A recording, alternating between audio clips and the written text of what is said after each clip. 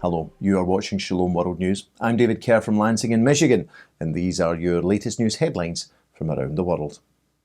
The government of Hungary says it is being victimized by the European Union for holding a referendum seeking to ban the promotion of homosexuality and so-called transgenderism in schools. On Wednesday, the European Union's top court ruled that the EU was right to cut funding from Hungary and Poland in 2020 after deeming them to be in breach of the organisation's core values.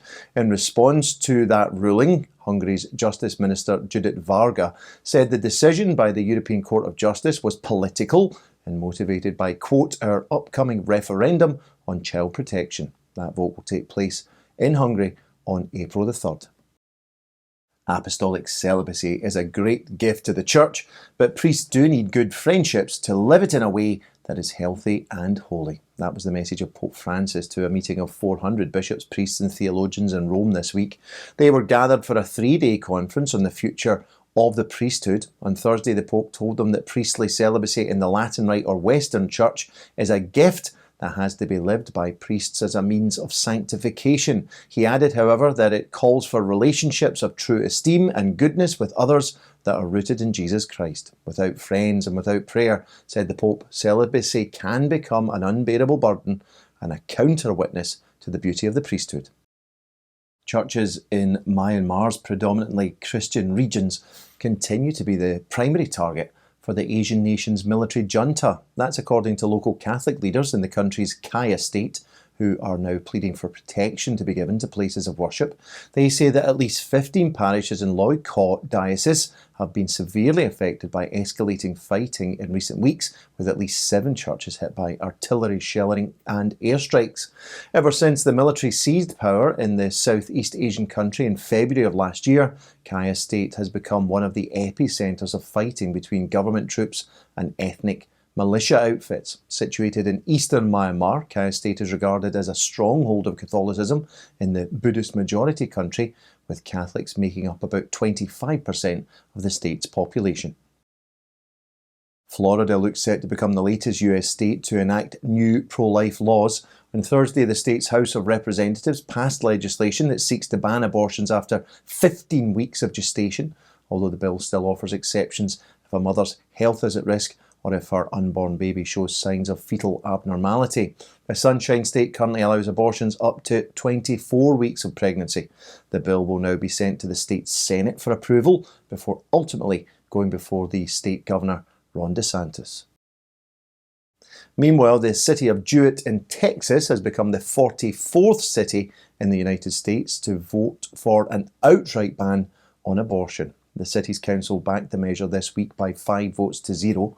The new local ordinance states that it is against the law for any person to procure or perform an abortion of any type and at any stage of pregnancy in the city of Jewett.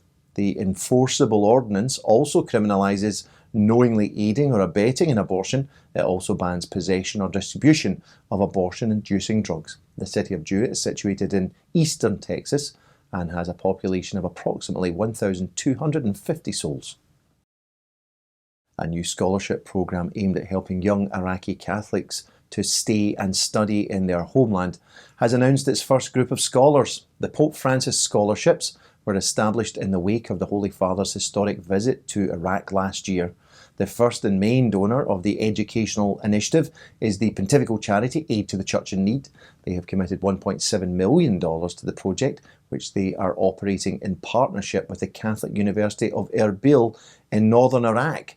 The new scholarship will benefit some 150 students, 90% of whom are Christian, over a period of 4 years. Many of the students are internally displaced, having been forced from their homes in the surrounding region by Islamic State back in 2014.